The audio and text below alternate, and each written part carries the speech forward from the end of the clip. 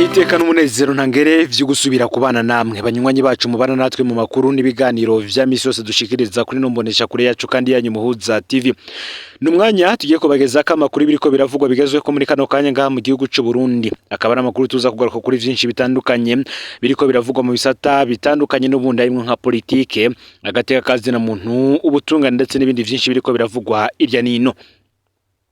Numwanya kandi tuza kubageza ko amakuru biriko biravugwa n'ubundi ku bategetsi batandukanye ndetse n'ibiriko biravugwa mu bwambwe CNDD-FDD.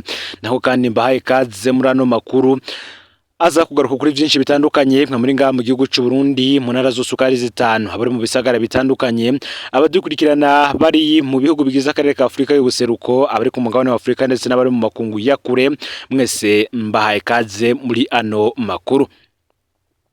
Uyu munsi hirya no hino mu Burundi benshi baba abari mu gihugu baba bari hanze yaco bumva umuhindo udasanzwe w'umwiheburo wakazoza kabo bwite n'ak'igihugu bisunze ivyo babonesha amaso.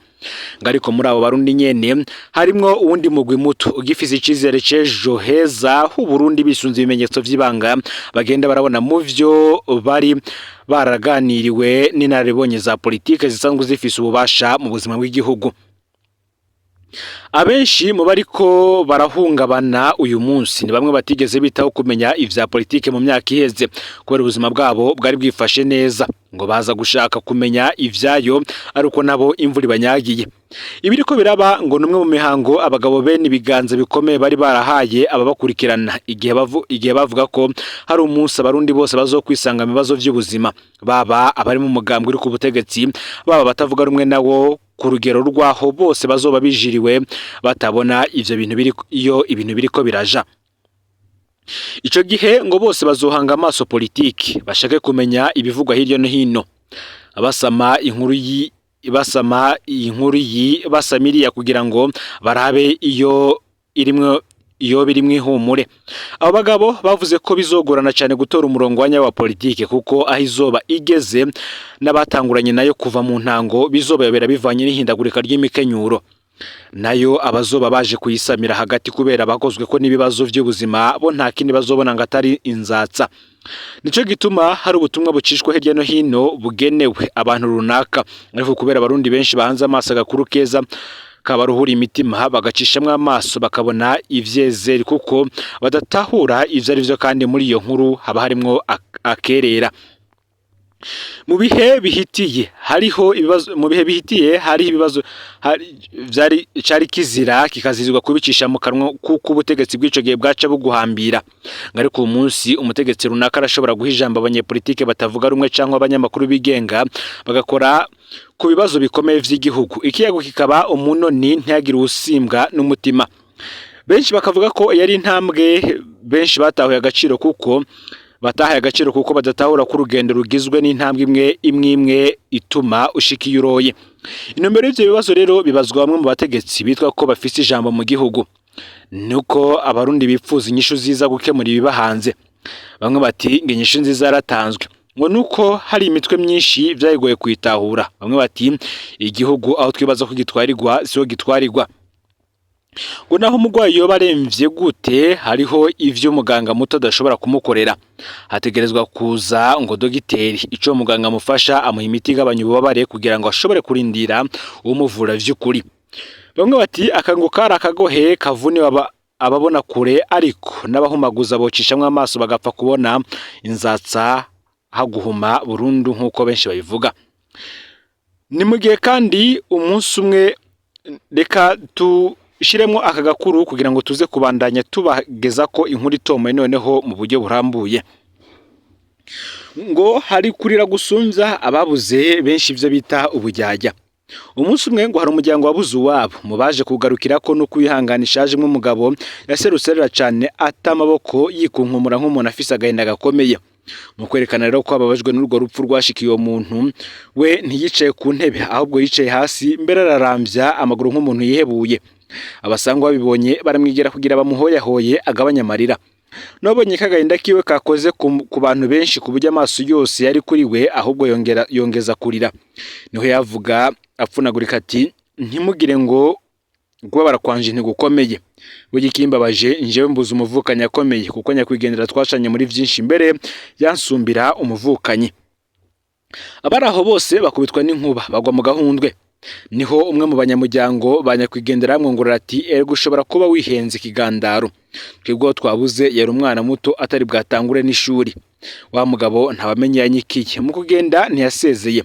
Niro batabura ko rwa ruruyeri rwo kuvumba urukanyo rwo gukaraba bavuye ku maziko.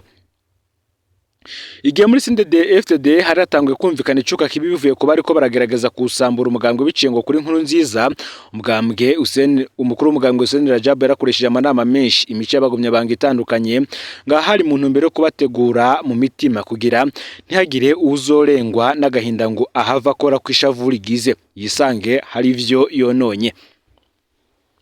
Inyuma y'imyaka myinshi urugendo rw'urugamba bamwe bari batanguye kwiruhutsa ko bagiye kujya bajyame baruhuke bakira imvune n'ibikomere batewe n'ubwo rugamba.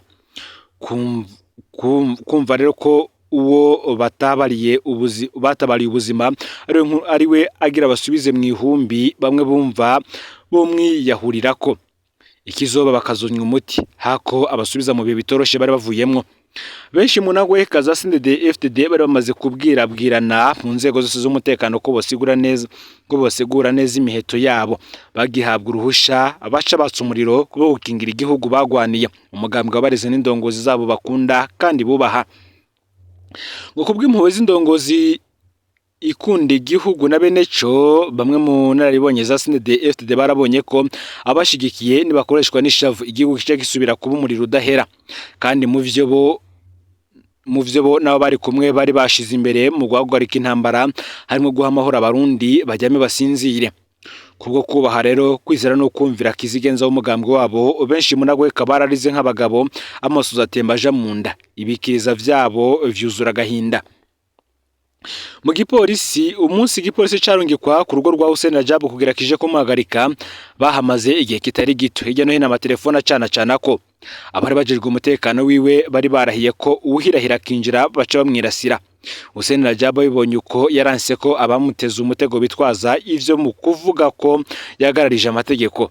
Yaratanze itegeko ngo hugururwe umuryango kugira abaje kumuhagarika binjire, abamucungera umutekano baranana kuko bumva boba bamuhemukiye. Ubwo yahavuye haguruka arasohoka abwira abatumwe bakora icabazanye.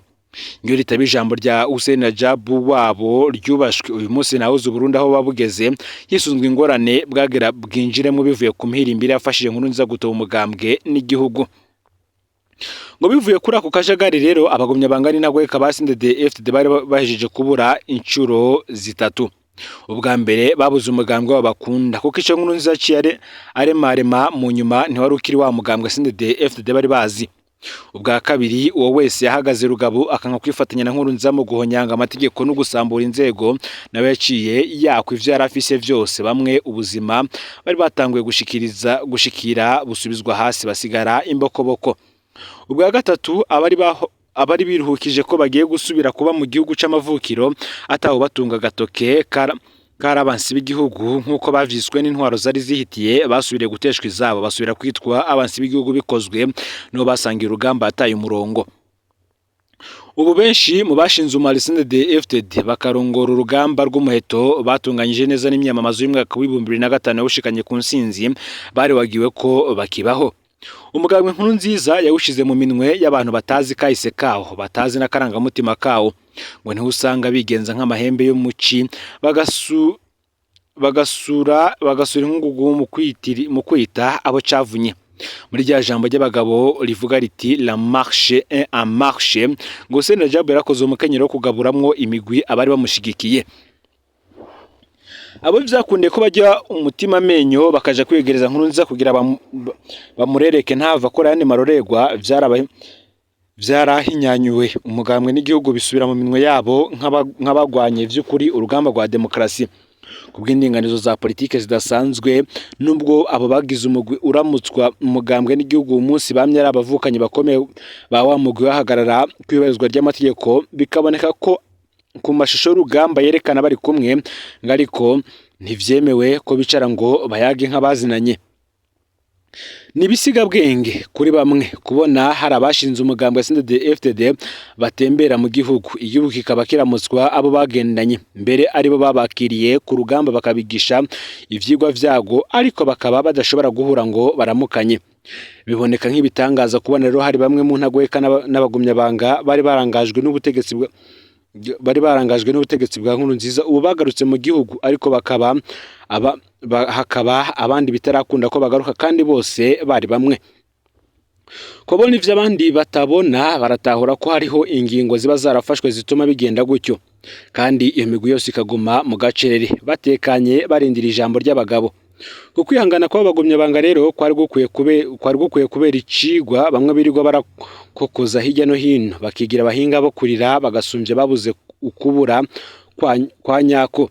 Benshi muri abo bagumyabanga batakaje umugambwe bongera kandi batakaza ivyicaro vy'iteka bari bafise mu nzego z'igihugu, baratekanye, ariko ugasanga utigeze amotera ngo amenye ubutegetsi ico arico, niwe akeregeza n'akavumbi agasura. Bamwe mu njyajya zita batavuga rumwe n'ubutegetsi barerekana inzigo y'akazi kira bafitiye CNDD-FDD n'abayiciyemwe bose, ariko bwaca ugasanga bariko barasangira ikiyago na bamwe mu barezwe n'iyo CNDD-FDD nyene. Bamwe bati nta ndagukunda nka kwankira umuvyeyi. Nuko benshi mu bagumyabanga baza akarangamutima ka CNDD-FDD bararanywe urupfasoni na yahandi ntibari bakwiye gusubira kwegera izo njyajya, kuko ngo nizo zafashe Nkurunziza gusambura umugambi wabo CNDD-FDD. Buri gihe ngo niwabona urira gusumba babuze uzumenye ko ari injyajya. Ngo nivyaba vyarashobotse ko habo gusubiza hamwe ko bahoze bagwana, bamwe ku ruhande rwa leta abandi ku ruhande rw'abafashe ibigwanisho bakaje hamwe bakubaka inzego z'umutekano zimwe, uwo munsi siho vyogorana ko bahoze basangira urugamba basangiye umuhari umwe bosubiza hamwe. Bamwe bati umunsi abagabo bafashe iyo ngingo abavukanye bazosubira bagwane mu nda nka kumwe bahoberanye bipfurizanye insinzi nyuma y'amasezerano yo guhagarika intambara burundu, amasezerano ya Arusha yabaye mu mwaka w'ibihumbi 2000 ndetse kandi akaza no gusubirwamwo mu mwaka w'ibihumbi 2003. Mu makuru yagiye aravugwa cyane kandi mu minsi iheze haravuga yuko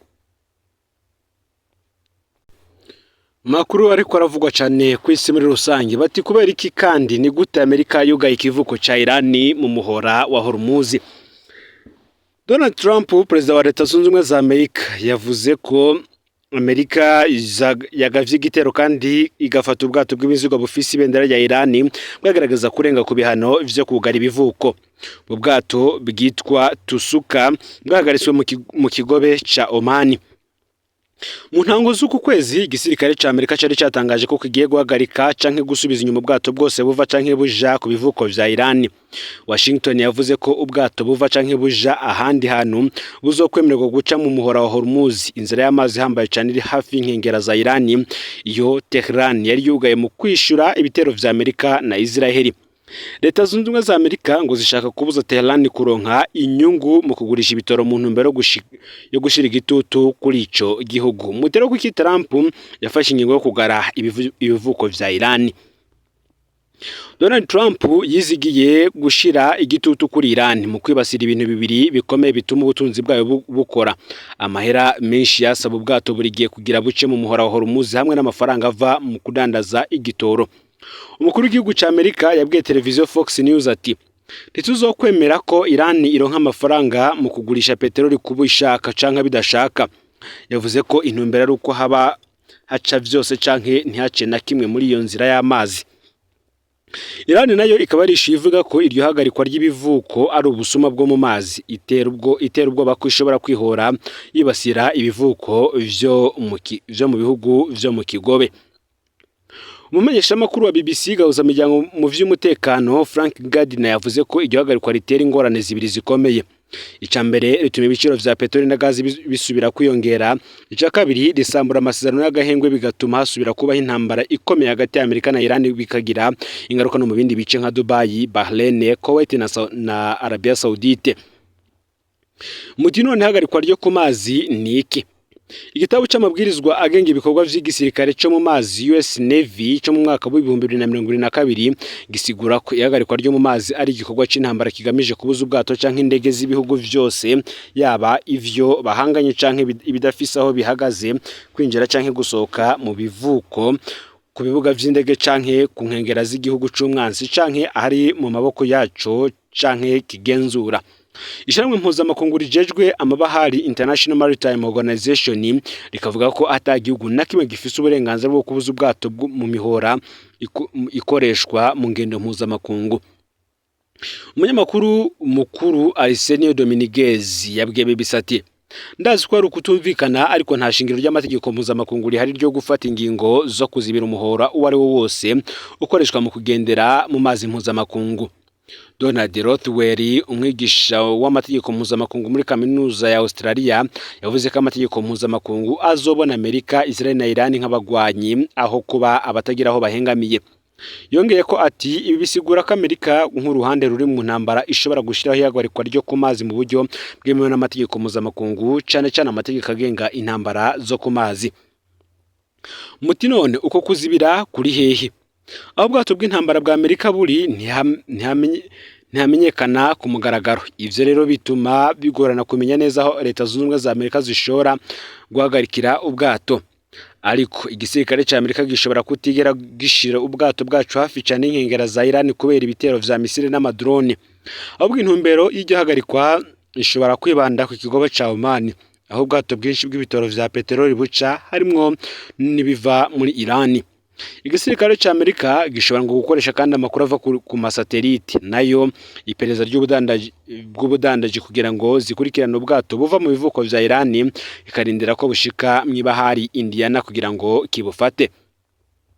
Ikigo kijejwe kugenzura igisirikare ca Amerika CENTCOM kikavuga ko hari ubwato bw'intambara burenga 12 hamwe n'indege z'intambara zirenga 100 biri muri ivyo bikorwa.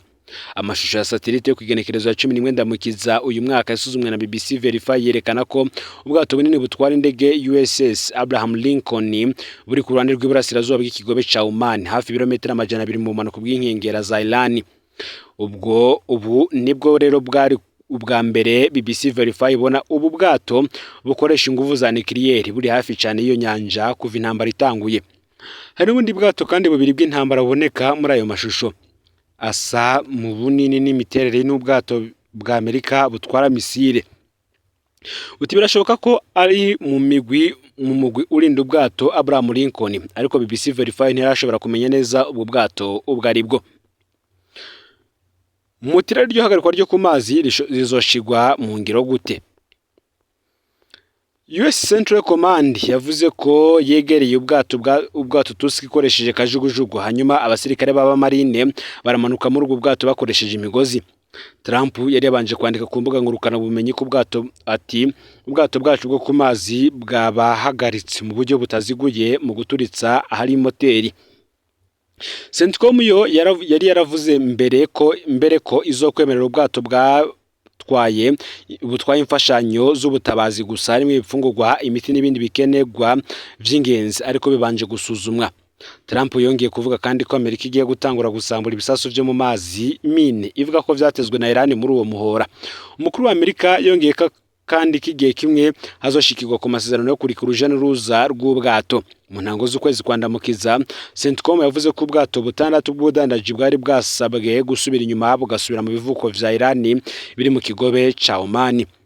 Mutero ni gute Iran n'ibindi bihugu bizogerwa ko n'ingaruka zihagarikwa ryo ku mazi? Iki naco ni kimwe mu vyo abahinga abenshi bibaza cyane kubiriko biraba muri intambara. Nyuma y'uko leta zunze ubumwe za Amerika zitangarije ko abakuru ba Israel na Liban bemeye agahengwe k'iminsi 10, umushikiranganje w'imigenderanire wa Iran yavuze ko umuhora wa Hormuz ugiye kugururwa. Haiza akanya gato Trump yavuze ko ihagarikwa ry'ibivuko vya Iran rikorwa n'ingabo za Amerika rizoguma rikurikizwa gushika habonetse amasezerano.